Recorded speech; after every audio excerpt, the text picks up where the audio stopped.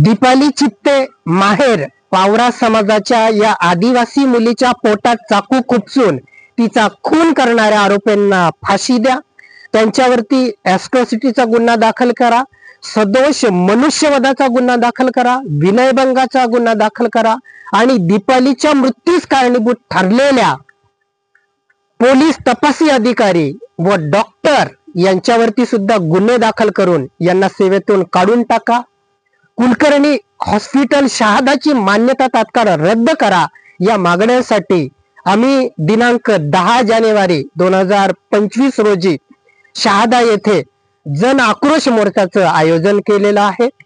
दीपाली खून प्रकरणामध्ये जेवढे आरोपी दोषी आहेत तेवढेच दोषी पोलीस प्रशासन व डॉक्टर सुद्धा आहेत.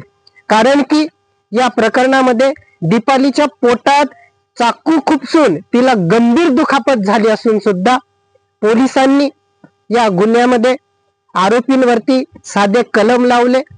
त्यामुळे आरोपींना वाचवण्यासाठी पोलिसांनी इथं काम केलं आहे असं दिसून येतं.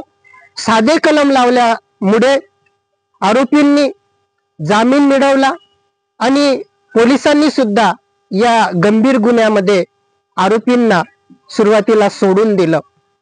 आदिवासी संघटनांचा दबाव निर्माण झाल्यानंतर पुन्हा त्या आरोपींवरती 307 चा गुन्हा दाखल केला आणि नंतर त्या आरोपींना अटक केली. पोलिसांचा याच्यामध्ये हलगर्जीपणा आहे, त्यांनी आपल्या कर्तव्यामध्ये कसूर केलेली आहे. त्याच पद्धतीने डॉक्टरने सुद्धा एवढं पोटामध्ये चाकू खुपसून गंभीर दुखापत झालेली आहे, त्या मुलीला रक्तस्राव झालेला आहे आणि पोटाला 3 टाके लागलेले आहेत, तरी सुद्धा या डॉक्टरने सिंपल इंजुरी, साधी दुखापत असा खोटा अहवाल डॉक्टरांनी बनवला. म्हणून हे डॉक्टर आहेत की राक्षस आहेत, जीव वाचवणारे आहेत का जीव घेणारे हे डॉक्टर आहेत असा प्रश्न निर्माण होतो. म्हणून जे जे दीपालीच्या मृत्यूस कारणीभूत आहेत त्यांच्यावरती कडक कारवाई झाली पाहिजे.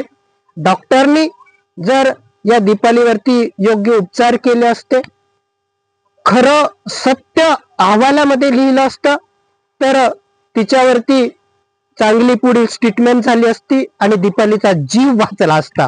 म्हणून या दीपालीचा मृत्यूस कारणीभूत ठरलेल्या सर्व संबंधित आरोपींवरती कडक कारवाई झाली पाहिजे या मागणीसाठी आम्ही या जन आक्रोश मोर्चाचं आयोजन केलेलं आहे.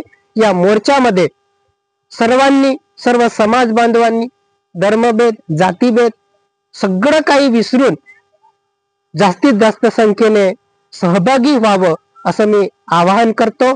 या दीपालीला न्याय मिळाला पाहिजे आणि आरोपीला कठोरात कठोर शिक्षा झाली पाहिजे या मागणीसाठी आपण सगळ्यांनी एकत्र येऊया. जय बिरसा, जय आदिवासी.